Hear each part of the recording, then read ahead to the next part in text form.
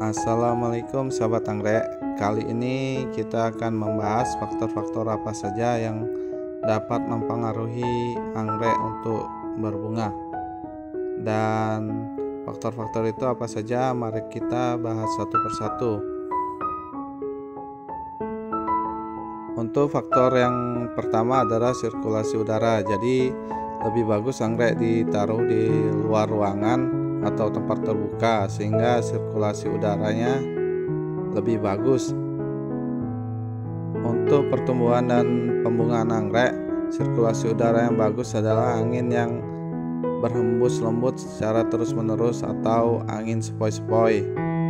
Jadi sirkulasi udaranya itu tidak terlalu kencang atau tidak terlalu lambat juga, sehingga bagus untuk respirasi dan fotosintesis. Kemudian faktor yang kedua adalah cahaya matahari. Sebelum kita menanam anggrek, terlebih dahulu kita harus tahu jenis anggrek yang akan kita tanam, seperti Dendrobium, Phalaenopsis atau anggrek bulan, Cattleya, Vanda, dan sebagainya. Jadi kita bisa menentukan kebutuhan cahaya matahari untuk anggrek-anggrek kita, karena setiap jenis memerlukan cahaya matahari atau pencahayaan yang berbeda. Dan contoh seperti ini jenis Dendrobium, dia lebih banyak memerlukan cahaya matahari atau paparan sinar matahari. Jadi bisa ditanam di bawah paparan matahari dari pagi sampai sore atau pulsun purain. Hal ini tentu saja berbeda saat kita menanam anggrek Cattleya dan anggrek bulan. Anggrek Cattleya adalah tipe anggrek yang tidak menyukai sinar matahari langsung sepanjang hari atau dari pagi sampai sore. Anggrek Cattleya lebih suka cahaya matahari secara langsung di pagi hari dan lebih senang paparan matahari selama 4-5 jam matahari pagi. Kemudian untuk penempatan anggrek bulan, karena tipe anggrek bulan ini tidak terlalu banyak memerlukan paparan sinar matahari langsung atau cukup dengan matahari pagi, bisa ditempatkan di bawah teras terbuka seperti ini.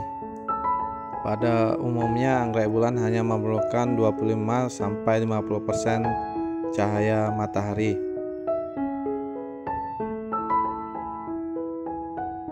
Apabila kita mempunyai pohon yang rindang dan rimbun, bisa kita tanam anggrek bulan, ditempelkan di tahan pohonnya seperti ini. Kemudian faktor yang ketiga adalah kelembapan udara. Biasanya anggrek bisa tumbuh bagus di kelembapan 50-70%. Untuk dataran rendah yang panas, kita dapat mengatur kelembapan udaranya bisa dengan cara menyiram spray sistem kabut anggrek pada pagi hari ataupun sore hari. Bisa juga kita siram anggrek pada malam hari. Namun kita juga harus tahu bagaimana cara menjaga kelembapan media tanam anggrek, apalagi media tanam anggrek yang ditanam di dalam pot. Tentu saja kelakuannya beda dengan anggrek yang ditempel seperti ini atau ditempel di pohon, karena apabila kelembapan terlalu tinggi di dalam pot, akar anggrek akan cepat busuk dan anggrek mudah terserang bakteri dan jamur. Berbeda saat kita menanam anggrek Paphiopedilum atau anggrek kasut ataupun anggrek disebut juga anggrek selop. Anggrek Paphiopedilum ini biasanya tipe anggrek terestrial atau yang hidup di serasa hutan dengan akar menempel di humus hutan. Jadi ini medianya adalah kompos, dan bisa kita lihat ini sudah berbunga di dataran rendah seperti ini. Kemudian medianya harus sangat lembab dan basah. Untuk faktor yang keempat adalah perbedaan suhu yang signifikan antara siang dan malam hari. Biasanya anggrek akan berbunga jika ada perbedaan suhu antara siang dan malam hari itu sekitar 10 derajat Celcius. Dan yang terakhir, dan ini merupakan faktor yang sangat penting, yaitu anggrek dalam keadaan dewasa dan tercukupi nutrisinya. Jadi anggrek kita dalam keadaan sehat dan siap berbunga. Oke sahabat, mungkin itu yang saya tahu. Mungkin sahabat bisa menambahkan faktor-faktor yang lainnya. Kita rangkum saja faktor-faktor yang mempengaruhi anggrek untuk berbunga, yaitu yang pertama adalah sirkulasi udara yang baik, yang kedua pencahayaan matahari, yang ketiga kelembapan udara, yang keempat adanya perbedaan suhu antara siang dan malam, dan yang kelima anggrek dalam kondisi sehat dan tercukupi nutrisinya. Selain faktor-faktor tersebut, sebelum kita membeli anggrek, kita juga harus tahu jenis-jenis anggrek seperti Dendrobium, Phalaenopsis, Cattleya, dan sebagainya.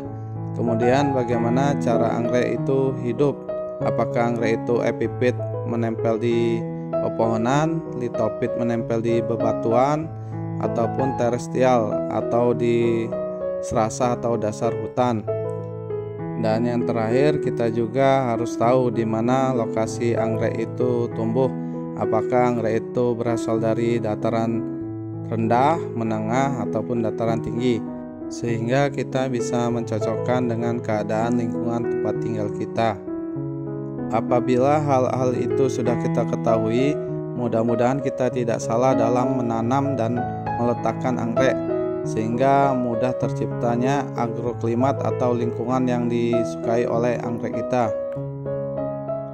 Kemudian apabila anggrek kita sudah beradaptasi seperti tumbuh akar dan daun baru, kita jangan sering-sering memindahkan letak anggrek kita, sehingga dia bisa kembali stres dan lama untuk berbunga. Oke, semoga bermanfaat. Cukup sekian. Wassalamualaikum.